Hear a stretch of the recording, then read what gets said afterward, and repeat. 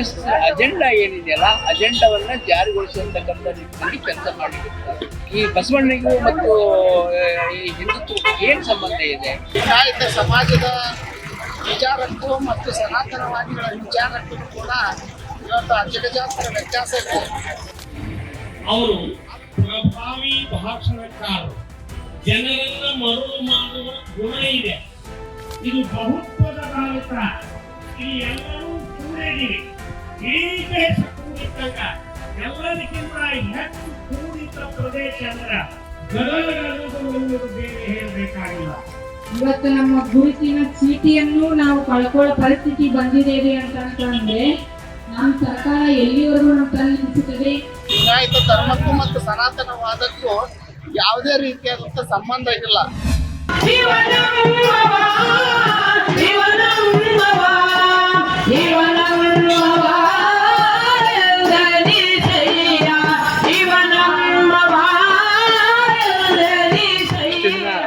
ಹಿಂದೂ ಸಮಾವೇಶ ಎಲ್ಲ ಕಡೆ ಮಾಡ್ತಾ ಇದ್ದೀವಿ. ಈಗ ಆ ಹಿಂದೂ ಸಮಾವೇಶಗಳನ್ನ ಬಸವಾದಿ ಶರಣರ ಹೆಸರು ಒಳಗಡೆ ಮಾಡ್ಲಿಕ್ಕೆ ಬಸವಾದಿ ಶರಣರನ್ನ ಹೆಸರು ಬಳಸಿಕೊಂಡಿದ್ದು ಅದು ಅವಕಾಶತನವನ್ನು ತೋರಿಸ್ಕೊಡ್ತಾರೆ. ಬಸವಾದಿ ಶರಣರ ವಿಚಾರಗಳನ್ನು ಏನು ಅಲ್ಲಿ ಪ್ರಸ್ತಾಪ ಮಾಡ್ತಾರೆ. ಜನರ ತಲೆ ಒಳಗಡೆ ಒಂದು ಧಾರ್ಮಿಕ ಅಂಧತೆಯನ್ನು ತುಂಬುವುದಕ್ಕಾಗಿ ಈ ಸಮಾವೇಶ ನಡೆಸ್ತಾ ಇದೆ. ಅದನ್ನ ಲಿಂಗಾಯತರು ಅರ್ಥ ಮಾಡ್ತಾ ಇದ್ದಾರೆ. ಅವರು ಇವೆಲ್ಲ ಪೋಸ್ಟರ್ಗಳನ್ನ ನಾವು ನೋಡ್ತಾ ಇದ್ವಿ. ಆ ಪೋಸ್ಟರ್ಗಳಲ್ಲಿ ಮುಖ್ಯವಾಗಿ ರಾಮ ಮಂದಿರದ ಪೋಸ್ಟರ್ ಹಾಕೊಂಡಿದ್ದಾರೆ. ಅವ್ರಿಗೇನು ಬಸವಾದಿ ಶರಣರ ಹೆಸರುಗಳಿದ್ರೆ ಕೂಳಂ ಸಂಗಮದ ಫೋಟೋ ಹಾಕೋಬೇಕು, ಬಸವ ಕಲ್ಯಾಣದ ಫೋಟೋ ಹಾಕೋಬೇಕಾಗಿತ್ತು. ಆ ಬಸವ ಕಲ್ಯಾಣದ್ದು ಇಲ್ಲ, ಕೂಳಂ ಸಂಗಮದ ಅದು ಅವ್ರಿಗೆ ಬೇಕಾಗಿದ್ದು ಕೂಡ ಇಲ್ಲ. ಅವ್ರಿಗೆ ಬೇಕಾಗಿತ್ತಂದ್ರೆ ಶಿವಶರಣ ಬಸವಾದಿ ಶರಣರು ಮುಂದೆ ಮಾಡಿಕೊಂಡು ಈ ರಾಮ ಮಂದಿರ ಮತ್ತು ರಾಮಮಯವಾಗಿರುವಂತ ಒಂದು ವಾತಾವರಣವನ್ನು ಸೃಷ್ಟಿ ಮಾಡ್ತಕ್ಕಂಥ ಏನು RSS ಅಜೆಂಡಾ ಏನಿದೆಯಲ್ಲ ಅಜೆಂಡಾವನ್ನ ಜಾರಿಗೊಳಿಸುವಂತಕ್ಕಂಥ ನಿಟ್ಟಿನಲ್ಲಿ ಕೆಲಸ ಮಾಡಿರ್ತಾರೆ. ಈ ಬಸವಣ್ಣನಿಗೂ ಮತ್ತು ಈ ಹಿಂದುತ್ವಕ್ಕೂ ಏನ್ ಸಂಬಂಧ ಇದೆ? ಅದನ್ನೆಲ್ಲವನ್ನು ಏನು ವೈದಿಕಶಾಹಿ ವಿರುದ್ಧ ಬಂಡೆದ್ದು ಒಂದು ಹೊಸ ಧರ್ಮವನ್ನು ಕಟ್ಟಿದಂಥವ್ರು ಬಸವಾದಿ ಶರಣರು ಅನ್ನೋದನ್ನು ನಾವು ಗಮನಿಸ್ತೇವೆ.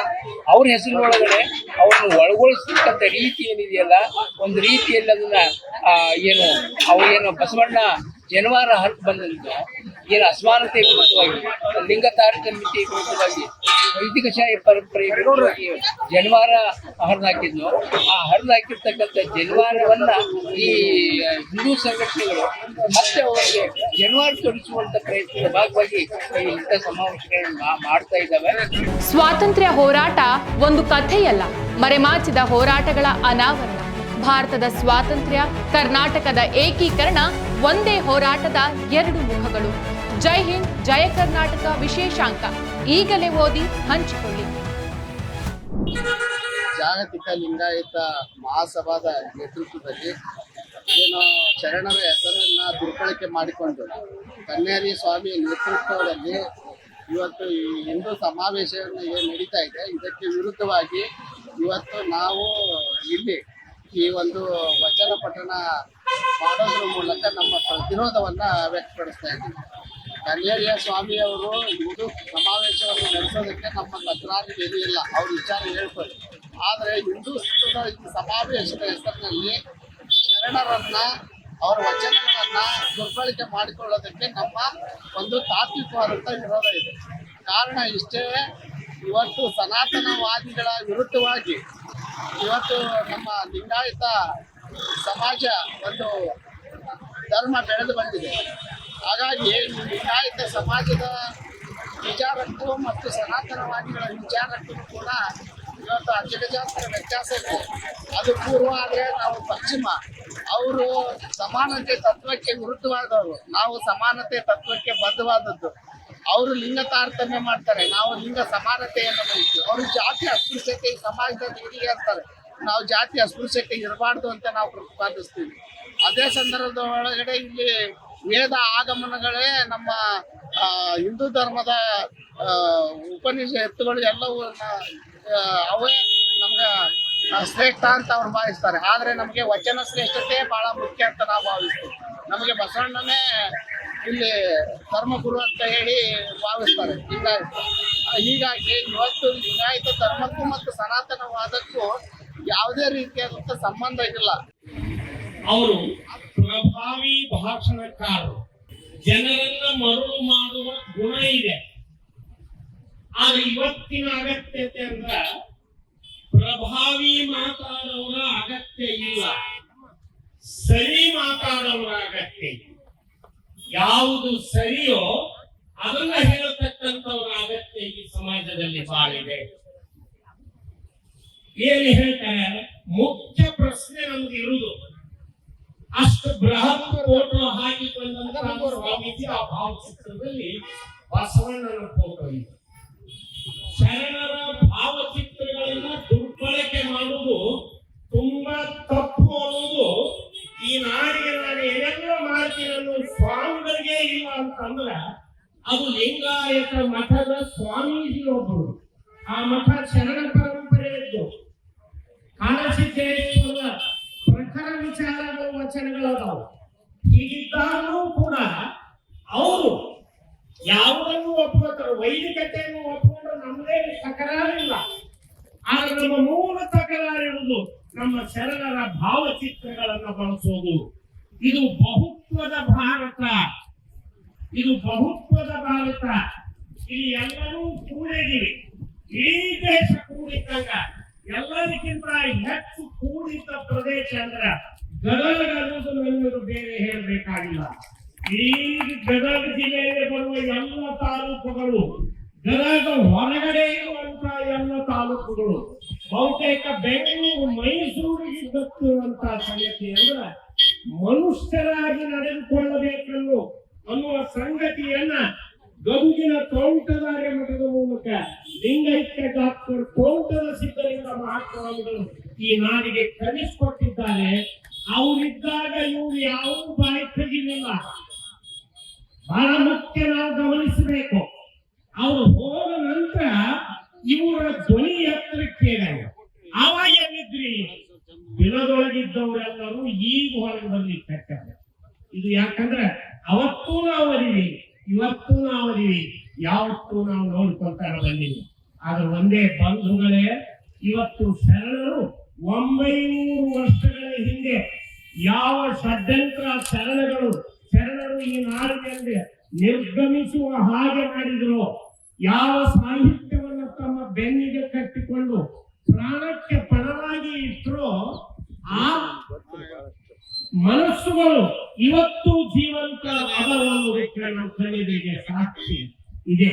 ಆ ಹಿನ್ನೆಲೆಯೊಳಗೆ ಇವತ್ತು ನಮ್ಮನ್ನು ನಾವು ರಕ್ಷಿಸುವುದಲ್ಲ, ನಮ್ಮ ಪರಂಪರೆ ಏನು, ನಾವು ಎದರಿಂದ ಬಂದಿದ್ದೀವಿ, ನಾವು ಇವನಾದವ ಅಂತೇಳಿ ಎಲ್ಲರೂ ಅಪ್ಪಿಕೊಂಡು ಬಂದವರು.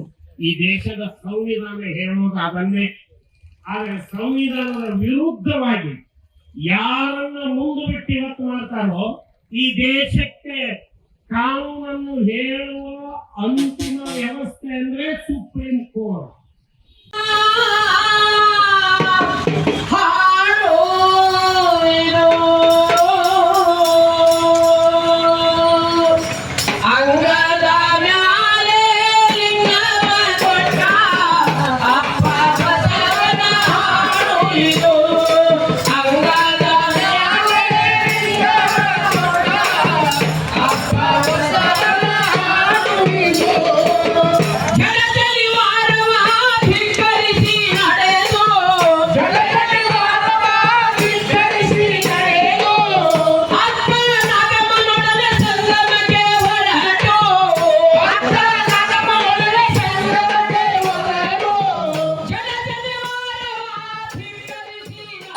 ಕೇಳಿ ನೋಡಯ್ಯ ಅಂತಂದು ಅಂದ್ರೆ ಶಿವಶರಣರು ಜಾತೀಯತೆಯನ್ನು ಖಂಡಿಸಿ ನಾವೆಲ್ಲರೂ ಒಂದೇ ಸಮಾನತೆ ಅನುಭವ ಮಂಟಪ ಕಟ್ಟೋನು ನಮ್ಮ ಬಸವಣ್ಣ. ಆದ್ರೆ ಈಗ ಏನಾಗಿದೆ ಅಂತಂದ್ರೆ ಸರ್ಕಾರದಲ್ಲಿ ರಾಜನೀತಿಯಿಂದ ಒಡೆದಾಡುವ ಕೂಲಿಗಳಿಗೆ ಒಂದು ಸಣ್ಣದೊಂದು ಕಥೆ ಮೂಲಕ ಹೇಳಕ್ ನಾನು ಇಷ್ಟಪಡ್ತೇನೆ. ಒಂದು ಕಾರ್ಯಲ್ಲಿ ಸಮಸ್ಯೆಗೆ ಒಳಗಾದ ಒಂದು ನರಿ ಗುಂಡಿಯಲ್ಲಿ ಬಿದ್ದಿತ್ತಂತೆ. ಅದು ಸ್ಟಾರ್ಟಿಂಗ್ ಹೇಳ್ತಂತೆ ನನಗೆ ಎತ್ರಿ ಅಂತ ಎತ್ತಲಿಲ್ಲಂತೆ. ಅದೇ ರೀತಿ ಇನ್ನೊಂದ್ಸತಿ ಯೋಚನೆ ಮಾಡಿ ಹೇಳ್ತಂತೆ, ದೇಶ ಮುಳುಗಂತತಿ ಕೈ ಹಿಡಿದು ಎತ್ರಿ ಅಂತಂತೆ. ಅವಾಗ ಒಂದು ವ್ಯಕ್ತಿ ಕೇಳಿದಂತ ಎಲ್ಲೈತಿ ದೇಶ ಅಂತಂದು ಕೇಳಿದೆ ಅಂತಂದ್ರ ಫಸ್ಟ್ ನೀನ್ ಎತ್ತು ದೇಶ ಅನ್ನೋದು ಎತ್ತು ನಾನ್ ಹೇಳ್ಕೊಡ್ತೇನೆ ಅಂತ ನರಿ ಹೇಳ್ತಂತ. ಆಮೇಲೆ ಕಡೆಗೆ ಅವ್ನು ಎತ್ತು ಕೇಳಿದಂತ ನರಿನ ಗುಂಡಿಯಿಂದ ಬಿದ್ದಿರೋ ನರಿನ ಎತ್ತು ಕೇಳಿದಾಗ ನಾನು ಅಂತಂದೋದ್ರೆ ಏನು ಬರೋದಿಲ್ಲ, ಶಕುನಿ ಆಟ ಹೇಳಿದೆ ಅಂತಂದ್ರೆ ನನ್ನನ್ನು ಎತ್ತುತ್ತಾರೆ, ನನ್ನೊಳಗಿರೋ ಸಮಸ್ಯೆಯನ್ನು ಮುಚ್ಚಿ ಈ ಒಡೆದಾಡೋ ನೀತಿ ಸಮಾನತೆ ಸಮತೆಯ ನಡುವೆ ಅಡ್ಡಗೋಡಿ ಇಟ್ಟಿದ್ದಾರೆ. ಯಾವ ರೀತಿ ಇಟ್ಟಿದ್ದಾರೆ ಅಂತಂದ್ರೆ ಜಾತಿ ವರ್ಣ ಲಿಂಗ ತಾರತಮ್ಯ ಅನ್ನೋ ಗೋಡೆಗಳನ್ನು ಇಟ್ಟು ಎಸ್ಐ ಅನ್ನೋ ಒಂದು ಕಾಯ್ದೆ ತಂದಿದ್ದಾರೆ. ಇವತ್ತು ನಮ್ಮ ಗುರುತಿನ ಚೀಟಿಯನ್ನು ನಾವು ಕಳ್ಕೊಳ್ಳೋ ಪರಿಸ್ಥಿತಿ ಬಂದಿದ್ದೇವೆ ಅಂತಂದ್ರೆ ನಮ್ಮ ಸರ್ಕಾರ ಎಲ್ಲಿವರೆಗೂ ನಮ್ಮ ತಲೆ ನಿಲ್ಲಿಸುತ್ತದೆ? ಪ್ರಜಾಪ್ರಭುತ್ವ ಅಂತ ನಾವು ಹೇಳ್ತಿದ್ದೇವೆ, ಪ್ರಜೆಗಳಿಗಾಗಿ ಪ್ರಜೆಗಳಿಗೋಸ್ಕರ ಆಳೋ ನಮ್ಮ ದೇಶ ಇದೆ ಅಂತಂದ್ರೆ ನಾವು ಭಾರತದ ಪ್ರಜೆಗಳು ನಮಗೇನಿದೆ ಈ ಮೂಲಭೂತ ಹಕ್ಕುಗಳನ್ನ ತಿದ್ದುಕೊಳ್ಳೋ ಹುನ್ನಾರ ನಡೆದಿದೆ ಅಂತಂದ್ರೆ ಅಂಬೇಡ್ಕರ್ ಒಂದು ಮಾತು ಹೇಳ್ತಾರೆ, ವಿದ್ಯೆ ಅನ್ನೋದು ಹುಲಿ ಹಾಲಿದ್ದಂತೆ ಅದನ್ನ ಕುಡ್ದವ್ ಎಲ್ಲಿದ್ರು ಗರ್ಜಿಸ್ತಾನೆ. ವಿದ್ಯೆ ಅನ್ನೋದು ಹುಲಿ ಹಾಲಿದ್ದಂತೆ ಅದನ್ನ ಕುಡ್ದವ್ ಎಲ್ಲಿದ್ರು ಗರ್ಜಿಸ್ತಾನಂತೆ. ಇವತ್ತು ನಾವು ಮಾಡ್ತಿರೋ ಈ ಪ್ರತಿಭಟನೆ ಇಲ್ಲಿ ಅಷ್ಟೇ, ಗದಗ ಅಷ್ಟೇ ಅಲ್ಲ. ಮತ್ತಷ್ಟು ವಿಶೇಷ ವಿಡಿಯೋಗಳನ್ನು ನೋಡಲು ಮತ್ತು ಹೊಸ ವಿಡಿಯೋಗಳ ಬಗ್ಗೆ ತಿಳಿಯಲು ಈ ದಿನ .com ಯೂಟ್ಯೂಬ್ ಚಾನೆಲ್ ಸಬ್ಸ್ಕ್ರೈಬ್ ಮಾಡಿ ಮತ್ತು ಬೆಲ್ ಐಕಾನ್ ಕ್ಲಿಕ್ ಮಾಡಿ.